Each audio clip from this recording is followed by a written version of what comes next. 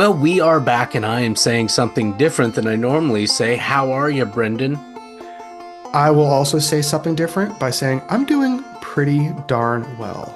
Well, great. I'm Nick, Pennsylvania. This is my friend Brendan Bond, and we are trying to shake things up because the last time we tried to record on this topic, we were thwarted. And so, if you tuned in the day that we had hoped to have this out, you would have heard Brendan give an introduction to a medley of old Dr. Pennsylvania episodes that pertain somewhat to unidentified aerial phenomenon.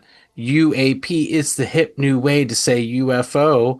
And you found really just like a crazy study. And I'm just going to hand things over to you because I have not delved into this, but there are graphs. There are There are graphs. surveys of adult Canadians, over 1,000 of them. It is very impressive as a Yeah. document. It is thoroughly Mhm. researched. I've said too much.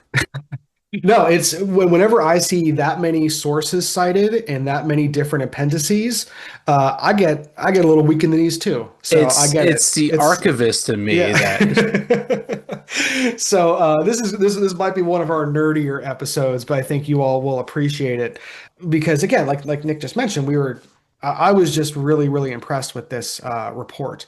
So we are going to have a link to it in the show notes. So when you get a chance to do so safely, please go ahead and give this a look because overall, I think this is a great example of from a scientific and public standpoint how we should be approaching a lot of phenomena. It's a really thorough report. It's huge. I've read the majority of it, but it's like the actual PDF is like 70 pages. It's a lot, but worth giving a look. So what we wanted to do tonight is kind of give everyone a 10,000-foot view of the report and some of the survey questions they went over and some of the conclusions that they drew as a result of it.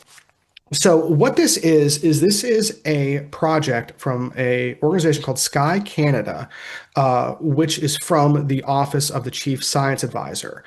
So this is a government-funded report that took 3 years to put together. And really what they wanted to do was look at how how UAPs are reported currently in the public, how those reports are stored in different databases, and identify some of those gaps and make some recommendations on what to do in the future. So this isn't necessarily being codified into provincial law or anything anytime soon, but it's a really good example, I think, of how we should be looking at these things. And again, just like super thorough and very even-handed, which we say a lot are kind of the things that we like. And it doesn't really draw a lot of conclusions or talk a lot about what the UAPs are. Again, it's more like how they're reported, why people would be reporting them, who's reporting them, and then what we do to make sure that that data is accessible for people. and I Um, would add too that there's some trying to get some insight into just the general population's thoughts and feelings about it. yes. And yeah, it's just to me it what little bit of it I was able to go through, it really is just trying to get reestablish what is the baseline of our national sentiment here in Canada Hmm. on this topic. Yeah, and what kind of spurred this on was again the Office of the Chief Science Advisor of Canada, OCSA. Really, they were concerned with there was a lot of other countries that had been doing a lot of recent looks and everything at UAP phenomena, and they wanted to basically be on the cutting edge of like how this was being developed. They do cite, and we'll talk about some of them later, the ones that are kind of already established in other countries, and again, some of the gaps associated with them. Because I think what's happened over the last few years, and this is outside of the report, this is kind of us talking, really ever since the Nimitz data or videos came out, what was that, 2016, with the now famed Tic Tac UFOs or UAPs. Yes. I think a lot of people have that's kind of rekindled a lot of public interest. Well, it certainly has ignited a lot more state. Let's say that Cover, yeah. there seems to be a lot of when we're hearing about UFO disclosures in the Senate and Hmm. chambers and everything, like Yeah. that's a level of things. Like I feel like if this was 30 years ago, 20 years ago even, it would Hmm. cause a lot more stir. I feel like it's just kind of with everything crazy going on, I feel like a lot of Americans just did not realize that these were conversations that Hmm. were happening. But what Right. I'm saying is that there definitely does seem to be a regalvanized conversation and at very Yes. high levels. It's very weird. Yeah, it is weird, and I mean, there are literally entire podcasts and books and people whose careers are basically built around the idea of the disclosure movement and things like that. Yes. And there is a lot of really well documented evidence in the past of basically government involvement in UAP and UFO studies. Most famously, obviously, like things like Project Blue Book. So, not the first time that a major Western country has looked into UAPs in a serious sense, but this does seem to be again, I think one of the more even-handed and less sensationalized versions. Because if you do go and look at some of those Senate and congressional oversight committee hearings where different people spoke, some of them do get pretty bananas pretty quickly. Whether or not that those things are true or false, whether or not, that's kind of outside the scope of this conversation. But again, this report that we're talking about today really looks at the gathering of that information and where it's stored and how people can access it, so that if and when people do, whether government or public, want to actually study these things, they actually have a reliable database. Because right now, like we talk about all the time, anybody that does paranormal podcasting or researching or anything can tell you, like the disparate databases in the way that things are reported, specifically with UFOs, is extremely siloed, and there's not a lot of thoroughness to it. They're very very much, they are at best disorganized file cabinets with just random things in them. So a lot of room for improvement. so so one of the first things that they went over in this report in a big way was what they just call like the methodology of what they were looking at, which is what they did is they kind of looked at all the existing UAP databases and looked to see what was publicly available and then what the government had. And they looked at kind of historical practices and how things were archived, and how things were generally handled in Canada. And just like in the United States, a lot of the different branches of government have very different, like, it's not as unified as people think. Like, just because they do it one way in their case, I guess the Royal Air Force, that doesn't mean that the mounted police record things the same way or have access to the same databases. So that was one of the first things they kind of looked at, was just like, what are we dealing with from a record standpoint, and what has been the kind of mode of capturing all these things. And as you can imagine, the first thing they came across was, they're like, well, there are tons of different ways that people are doing this, and you almost like it really is kind of apples and oranges. But what they also found was that in Canada, it seems to be that there are somewhere between 600,000 UAP sightings officially registered across these databases every year, which, that's a few a day. In official databases. So that's not just someone hopping on Instagram and being like, "Oh, I saw a weird light in the sky." Right. And if you're saying that's a few a day, I mean, let's remember Canada's population relative to say the United States is I think it's like a fifth of our population or possibly less. Right, right, right. And so, like, that's not insignificant, as far as the numbers. And one of the things that we'll talk about a little bit whenever we get to the survey results is, and this is why, again, like having context for these numbers is so important. They also found that on average, only 10% of people reported their sightings.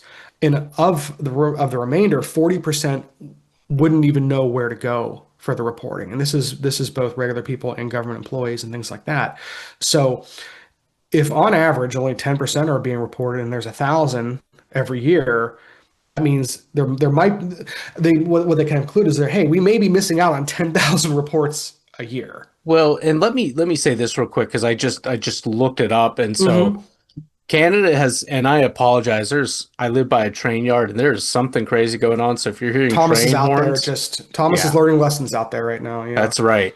Yeah. That's right. Anyway, I just looked it up. Canada's population at present is around 41, 42 million people.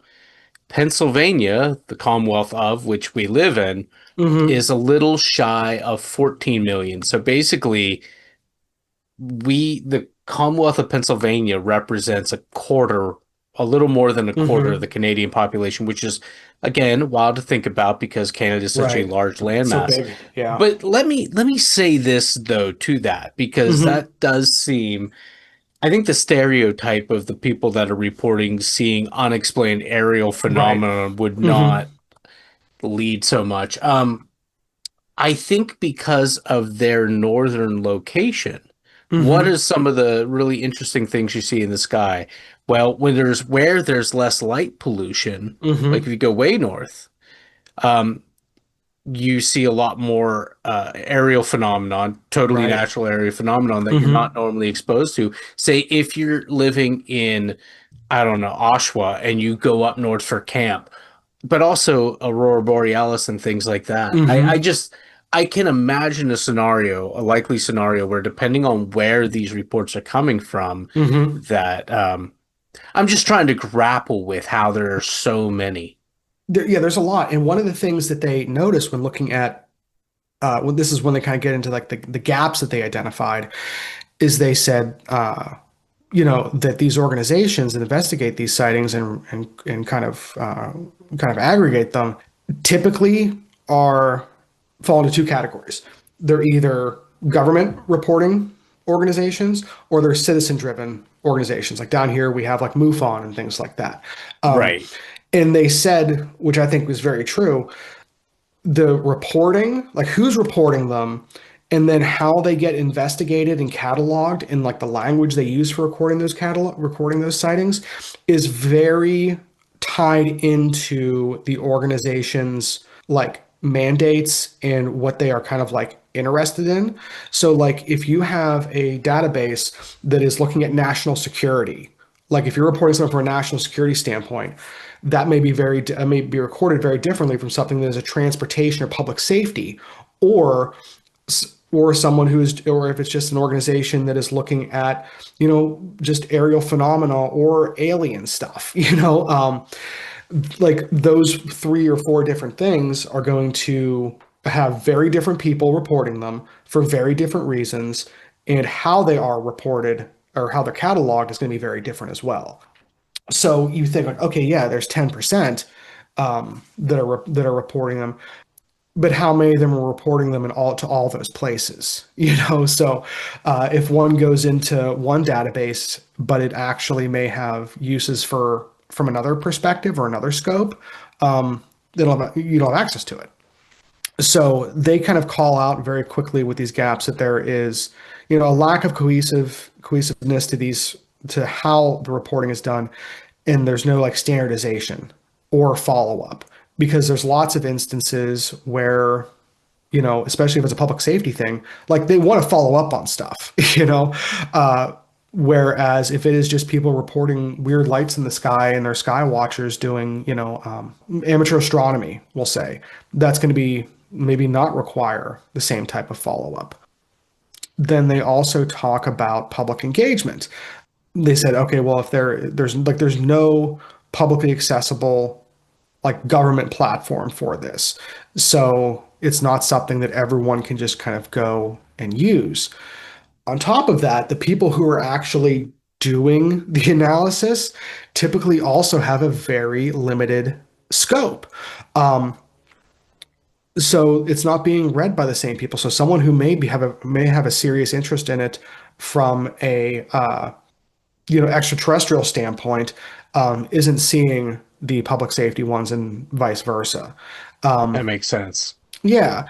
And and they called out insufficient scientific involvement across the board. What they mean there is like, again, if you're reporting somewhere that might be just because something's government doesn't mean it's scientific, and vice versa. That is also very true. Just because something's amateur doesn't mean that it's not scientific. They call that out that some of the citizen driven ones are extremely scientific from a methodology standpoint, but don't have the numbers or follow up capability that the government does. And I would say too that some of the MUFON things we've looked at, because I Hmm. remember pulling some from some earlier Yeah. episodes. I mean, I thought the stories had potential explanations, but the people that, whomever it was that went out to talk to these people, I feel like they did a thorough job Hmm. at categorizing things and trying to make it as readable as possible with Yes. some other valuable information that could lead to one explanation or another. And I think Yeah. also the examples that we had pulled from that did a good Hmm. job too at not making any conclusions. Hmm. And I feel like some people have utilized that as a defense. Like, I'm not saying Right. what a thing is, but boy, they also lean to one explanation over another. I think this is good. I think, again, like I Yeah. said, I feel like this whole report is just trying to establish a baseline of what is the national sentiment, where Hmm. is the level of concern, but also I think everything you said too is rallying around there needs to be, it's not a thing about taking it seriously, it's Hmm. or not, it's there needs to be a single repository that can filter through the value of this, the value of that. Because Right. like Neil Postman said many, many years ago, Hmm. we've never had access to more information. We have never been all that great at determining what information is valuable and what is not. Right. And Right. I think that a body like this is trying to establish that and making the argument of a need for that. Because, like you said, if you're coming Hmm. at it from this angle, you're missing this and that and the other thing. And again, an unexplained aerial phenomenon is as likely to be a government project, or Hmm. I wouldn't say is as likely, but there are those people who think government project, there are those people who Hmm. think extraterrestrial. But the bottom line is the observer doesn't know what it is, and that's the only real definition. Right. Exactly. No, that's a good way of putting it. And I think that like that is where they're trying to go with this is saying like, hey, no matter what your perspective is, you access to codified data is going to help everybody with this Yes. because they're not even saying they're not even saying what this stuff is, but they're saying, hey, we can't make a good assessment of what this is like because the premise is so weak. There's not enough that like there's the data is too scattered. The reporting is not done well. It's not being followed up on properly. So it's kind of like someone asked like, hey, what do you like how is how are UAPs being reported in Canada? And they're like, well, that's a messy answer and it shouldn't be. Well, and let me throw this out there because Hmm. this is going to be the practical and the conspiratorial finding a Hmm. common ground. This whole thing seems to be a public-private thing within Yeah. Canada. If I'm reading this Hmm. correctly. So, we shouldn't be convinced that different branches of government communicate with one another particularly well. Hmm. But at the other end of it, and the more conspiratorially minded thought might be this could all be a smokescreen for they already know the aliens are here, Right. or Right. for different secret And that's pet yeah. projects. And I mean, tell me where they're wrong in saying that. Right. But yeah, it's just because it is potentially a state entity doesn't mean that if there is knowledgeable people within, they're not all in communication. Hmm. Right, right. And so I think that's where we kind of get into what their recommendations are because they're like, okay, there's a lot of things going wrong here. And I think what their recommendations kind of highlight is like, again, the need for organization. And I think that they want transparency across the board. you know, and they want people to work together. And I think they take an approach of like, hey, if we're all doing this and we're doing it the same way, it's going to be better for everybody. So no matter what questions you're trying to answer, you're going to have data to pull from. So I want to go through some of their recommendations because I think they're pretty interesting. So Yeah, I'm from really like, interested in this and the gaps thing that you keep referring yes, to. yes. The the overall recommendations, like the three big from a reporting standpoint or an oversight standpoint, is identifying a lead, which is basically saying like what government agency is actually responsible for managing public UAP data. Because right now there's not one. Like you would think there would be. You're like, oh, of course that's the Navy or something or the Air Force. And it's like, no, that's not. From a federal standpoint, it's not organized that way. They also say that they should establish some sort of a dedicated service. So not only should there be someone who's identified to be in charge of this, but they should actually do something different. So and actually proactively collect these things. And one of the big things that they were kind of praised for with this is enhancing the reporting capability specifically in civil aviation. And we'll get into this a little bit when we talk about some of the survey questions.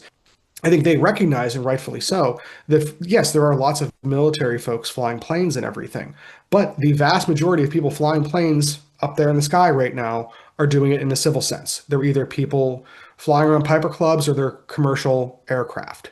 And when they talk about the reporting capabilities of civil aviation, they want to specifically work on the destigmatization of these reports.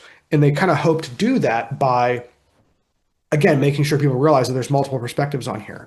Like if a, Air Canada pilot sees a weird light, they shouldn't be afraid to report that because it's not saying, oh, I saw a UFO or the pilot's drunk or something. It's just, Right. they're just reporting a thing that they saw.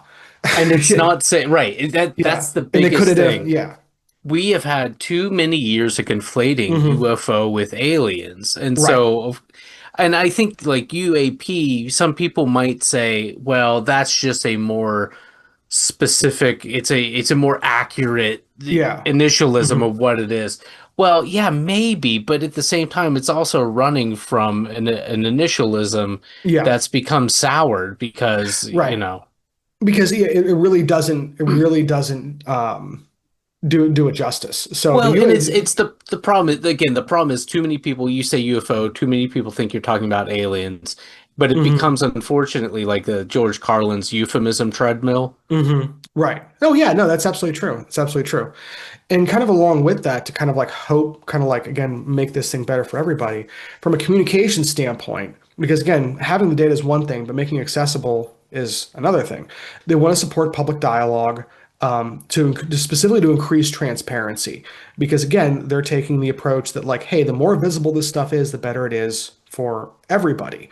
Not only do they want whatever government entity is oversighting this to deal with the public more, they want to promote intergovernmental collaboration more.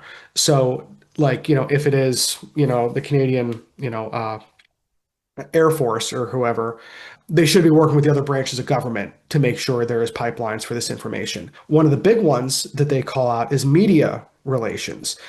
They recognize and they specifically call out the coverage in America, France, Russia, and Chile, basically saying like, hey, there is a huge media component to how this stuff gets communicated and what, when, and how people react to it. So it doesn't help if we just ignore the media relations side of things.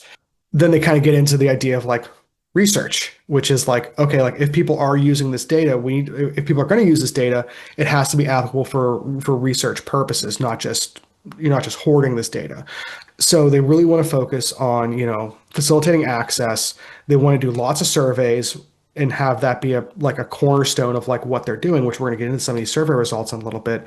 Along with civil aviation, they want to support citizen science. So basically making sure this data is actually available to regular people in a way that they can access.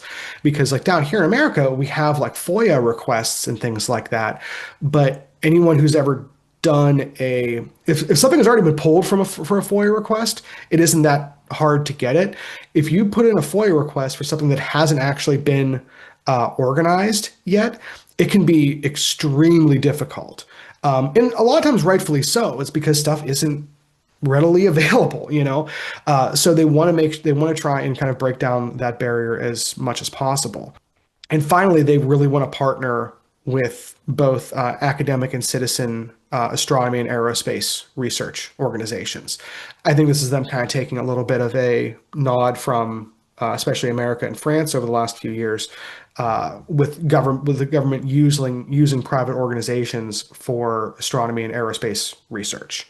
In their kind of like conclusion to all this, basically say like, hey, here's the things that we should be doing, and the main goals of this would be to make the data accessible to people, to it will enhance transparency.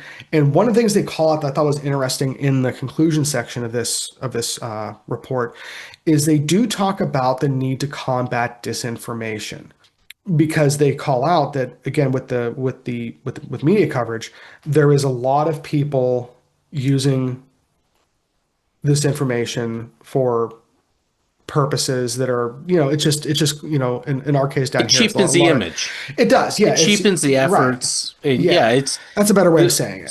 the worst thing I think a lot of times is when you're trying to do something seriously and people refuse to take you seriously. Yeah, just because it's been stigmatized, Right. Or even just so accept that you are being yeah. serious about it. Yes, and that's kind of in the portion about the disinformation. They talk about how, if we're going to actually improve public trust and and Canada's understanding of these UAPs, not falling back into the old tropes is going to be an important part of that. And the first thing I would say is protecting the initialism UAP from falling down the UFO hole. Right, exactly. No, that's a great call. So that's kind of like again the overview of this kind of report. And one of the things they did, like I said, it took them 3 years to put all of this together. So it was not a small effort on anyone's part. They did a bunch of surveys, and there are some interesting results, I think. Some of it is exactly what you would think, but there are some interesting ones here. So I kind of wanted to go through a few of these. Yeah, and just to say real quick too, for Mhm. those who are only listening and not yet looking at this, one of the things I really like about these surveys are they give you the numbers, but they percentage wise, but they also have them graphed out on like a line graph, Mhm. and I think that's just a good way of kind of judging the temperature. Right. No, that's a good way of putting it. So this first section here is just perception of UAPs, and this was just over 1,000 people that were surveyed in connection with this with this report.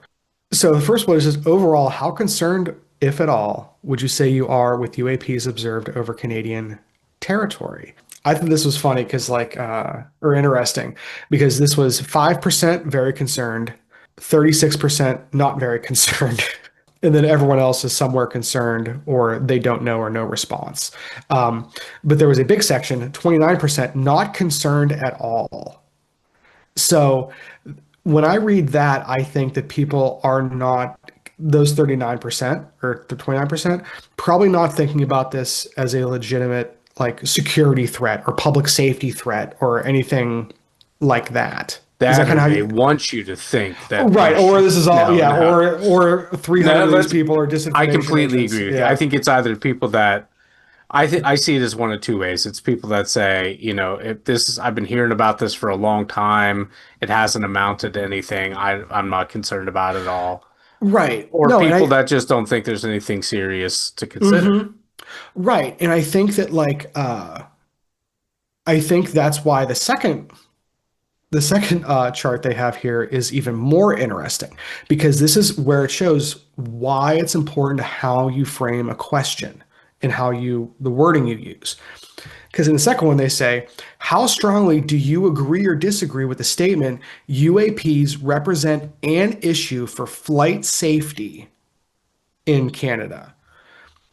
For Yeah, I this, wouldn't feel like I'm qualified to answer that if I'm just right. unless I'm in the aviation world. Right. So in this one, it was 10% strongly agree, 29% somewhat agree, 22 neither, and then 10 or 11% strongly disagree, and 12% somewhat disagree. So that means there's 29% of people that are not concerned at all. Can we just stop for a moment Yeah. though to like analyze that question? Because Yeah. unidentified aerial phenomenon could be any number of Anything. things that Right. are being misinterpreted or just Hmm. a banal thing that we just Right. can't pinpoint in the moment. So it could be a goose, Hmm. it could be a table fork flying through the sky for someone. Hmm. It could be space garbage that's entered the Right. atmosphere and is okay. It could be so many things. I think it is an odd question. I guess it's again it's getting people's reads, so it's not really to Hmm. read that question again because I had a point there somewhere. How strongly do you agree or disagree with the statement UAPs represent an issue for flight safety in Canada? Okay, So the so first, yeah, yeah, so first question is, are you concerned? And right, and a third of the people said not at all. And the second one, people said, are you concerned for flight safety right. related to UAPs? And almost 30% strongly agreed. So again, I So guess I they're think the trying to get a wording does temperature matter. of people, Yeah. but it is a funny thing to consider when we're talking about something that could be as wide ranging as again, aurora Hmm. borealis, as comets, as various birds Right. Could being be right. mistaken, all Hmm. these different things. I just think it's a kind of a funny thing to be like, how worried are you that that's going to cause a risk in flight? I don't know. Hmm. I don't know. Sorry, Right. I'm thinking too much about it. I think regardless of how those folks answered on honestly, I think the fact that these splits are kind of so different shows how important the language we use when asking questions about these things can lead people. Because I think when you say, "Hey, are you concerned at all about this?" people are likely to say like, "Ah, no, not really," because they're probably honestly not that terribly concerned about it. On the other hand, if you say, "Hey, do you think the things that we can't identify are flight risks, when people are actually flying around in airplanes, is that a problem?" People say, "Oh yeah, like generally, we do think that is a problem." So yeah, I just think that how they word some of these questions is interesting. It looks like I feel like they do try and go about it in different ways. Well, and So, again, who am I to criticize? Because I'm sure that a lot of thought went into this, and oh, for I'm sure. sure a lot of the conversation was something to the extent of, we're just trying, these aren't definitive responses. So Right.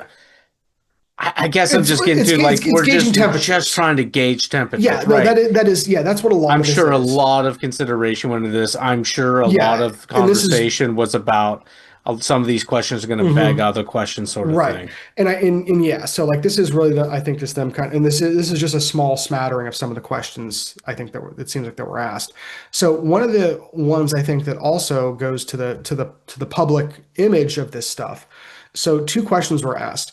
How strongly do you agree or disagree with each of these following statements? First statement, I believe there is false information about UAPs in social media. I 30, mean, yeah. 30, yeah, 36% of people said strongly agree. Funny enough, only 3% strongly disagreed with that statement. I want So, to know who those be. yeah, Again, planned, that's yeah, I fed. want yeah, that's a like I want to talk to those people. But yeah, so 36% strongly agreed, 30% somewhat agreed, and the rest somewhere else. And the second one was I believe there is false information about UAPs in mainstream media. So I assume when they say mainstream media, they mean like major news outlets for Canada. And Yes. 23% strongly agreed and 32% somewhat agreed. So again, well over half. So I think what that tells me at least is the Canadian people probably I think if you did this survey in America or a lot of other especially Western countries would probably be very similar result wise. I think Well, consider this too. Like yeah. they have shows too, like a Beyond Belief, Fact or Right. Fiction, and things like Right. that. Well, that's definitely spreading, inaccurate information. It's Hmm. not, intended to confuse people, but Right. Right. No, exactly. So that stuff's definitely out there. But so I think the fact that was so resounding shows that there needs to be serious work around transparency in public image. I think that's probably what spurred some of those recommendations. So one of the next ones here. is kind of like the other side of the spectrum. It says, what do you think is behind or the source of UAPs? It's a very general Yeah, get to question. the meat of it here. So again, remember what are some of our other responses were for some of these other questions. I'm going to read these in reverse order All right. of what people think are behind UAPs. 1%, nothing. It's interesting. Well, I mean, F- I'm that assuming nothing means like, oh, they're just mistaking natural phenomenon for this, that, and Well, the other no, thing. wait, that's the thing here. So like Oh, the nothing is like interesting. I'm like, who is that? Those 10 people. Other 5%. Only 3% of respondents said military. Another 3% said government or federal government. So like not the major military branches.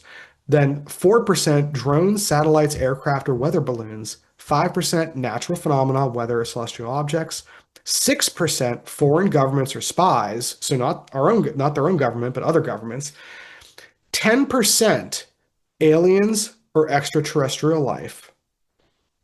71% don't know, which I think is one of the most measured responses I could I imagine coming out of a agree. survey like this. I actually like, I mean, I love that that was overwhelming response. Overwhelmingly, people were like, yeah, I don't know. I do not know what is behind UAPs. So, like, I mean, again, which I think is like that's the truest response you can probably give in most cases, especially as a generalization. And the fact that the next highest was aliens at 10%, I think is kind of interesting too. So I don't know if you'd get that same response down here in America. I don't know how much of that is like cultural, but I thought that was an interesting one. And then based off of that one, there is a question buried down here. It says, "How strongly do you agree or disagree with the statement? At present, there is no proof of the existence of extraterrestrial civilizations." 25% strongly agreed with that. 21 somewhat. 23 neither agree nor disagree. 12 somewhat disagree. So only 18% of people responding there said there is proof of extraterrestrial civilizations. I mean, so I thought that was interesting.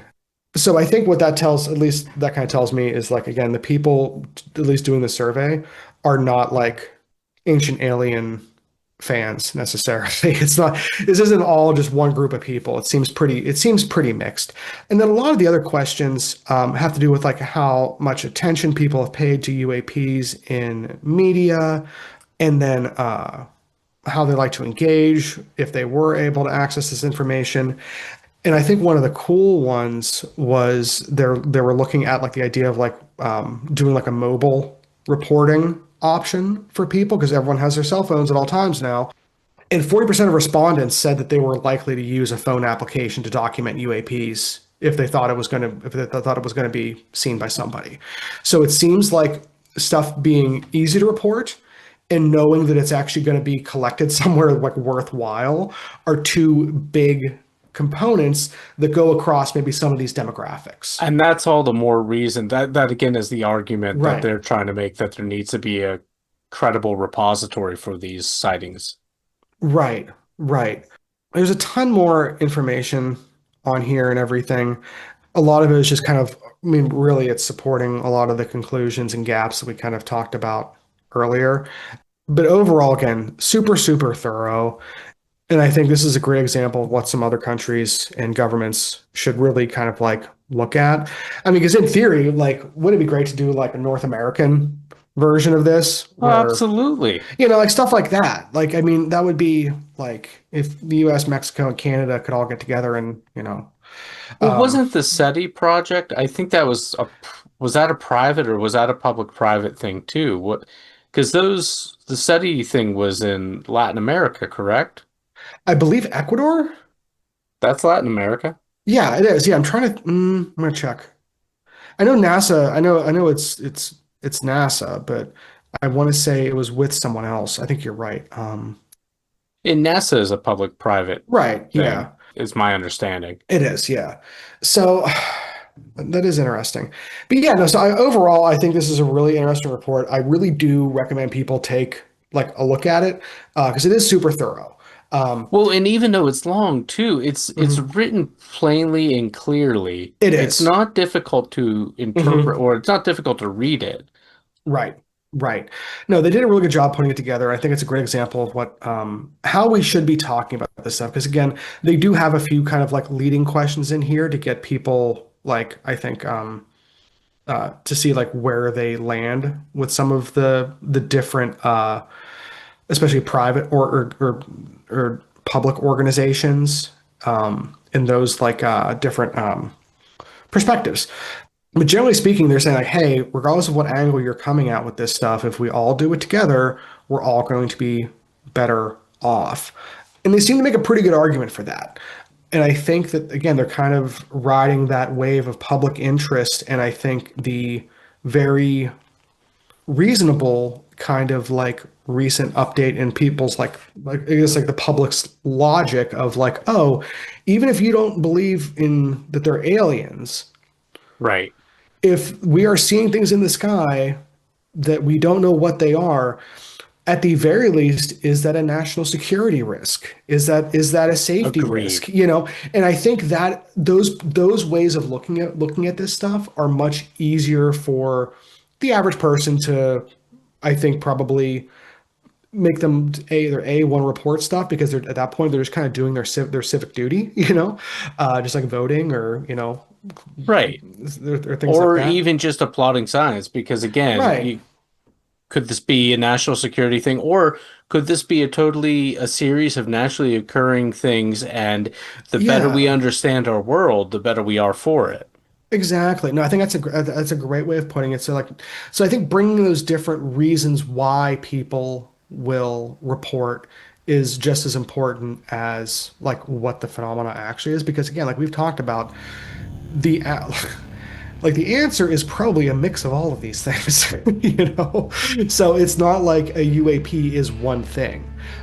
It is a classification, it is a bucket. Kind of like the other week we were talking about ghosts. Oftentimes we say ghost. What do you really mean when you say ghost? It's probably a few different things. You know, we could get weird with that conversation, and maybe we will do that another day.